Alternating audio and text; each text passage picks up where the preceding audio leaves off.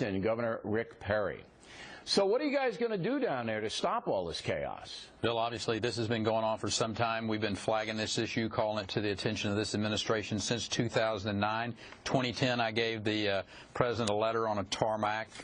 In 2012, we brought to their attention, flagged, put the caution lights on that there were unaccompanied children, alien children coming in, and it's only gotten worse. And now we have an absolute humanitarian catastrophe on our hands, as well as a homeland security issue. And the federal government must step in and do their part to uphold their constitutional duty to secure that border. Until they do that, Texas is now doing even more than we were beforehand. Yesterday, we approved $1.3 million a week for additional border security for operational security reasons. We're not going to go through all the things that we're going to be engaged with, but there will be substantial law enforcement. There will be National Guard involvement. There will be local law enforcement also being bolstered in that region of the Rio Grande. But the issue here we get back to is the federal government owes to the citizens of the state their responsibility to take care of and secure that border, because until we get the border secure, none of this immigration reform talk is going to go anywhere. And I agree 100% with that. And so you are in Washington now. Have you made your case there today? Is this why you're up there, telling them, look, we need help down there? And what's the response to you?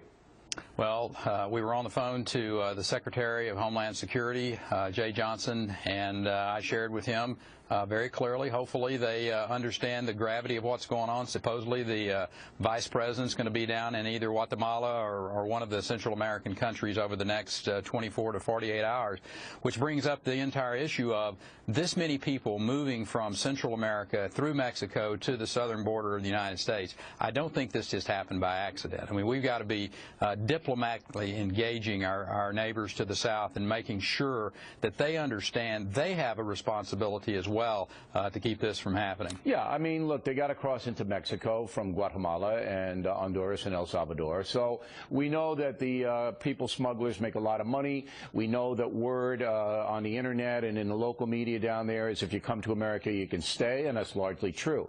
But when you, local Texas law enforcement, even the National Guard, apprehend someone coming over, you have to hand them over to ICE.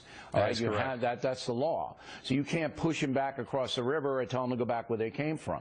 You have to treat them humanely, and they know that. They're taking you out, the aliens and the children. You have to give it to ICE, and then ICE flies them around. Massachusetts, Arizona, wherever it may be, wherever they say they have an uncle or an aunt or whoever.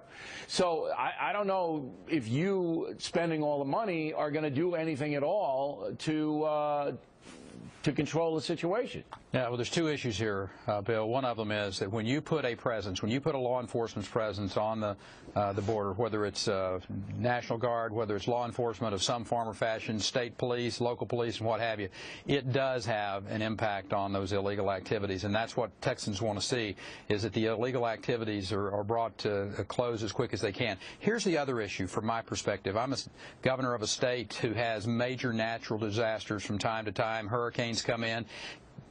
Hurricane season is just starting. If we have a major event in Texas today, I do not have a place that it can handle that mass amount of migration away from a storm's path and give safety to my citizens because of all of these facilities that are being used by these individuals that are absolutely overrunning our border. That's the reason, secondary reason, that the federal government has to step into place. All the border states are strained. I mean, you're draining resources from what you would otherwise put in other places. Are you saying tonight, though, Governor, that President Obama doesn't care about the issue? He just blows you off, ignores you? Have you been telling him for years you need help and he doesn't respond? Is that what you're saying tonight? Well, if the track record is indicative of that, that's exactly what I would be saying. From 2009 until the current time, the President has not addressed this issue. Now, he has sent some of his underlings to address it from time to time, but the fact is I don't have any confidence that the President of the United States is engaging in a way that he should. All right. We have called for a boycott of Mexico. We did that last night. The Mexican authorities help the people smugglers by getting these children up there. We think that is an atrocity against the children themselves. and we're not going down to spend any money in Mexico, tourism money. Am I doing the wrong thing, Governor? Well, Mexico is our #1 trading partner. This needs to be addressed. It needs to be addressed as fast as it can. The Mexican authorities have some, I think, answering to do from the standpoint of these children transporting their country. Absolutely. They're either complicit or they're not. But the more important issue is we're either going to have a border or we're not. I will suggest to you, Americans want a border. They want it secured, and Texas is going to do its part to secure that border. All right, Governor. Thanks for coming on today.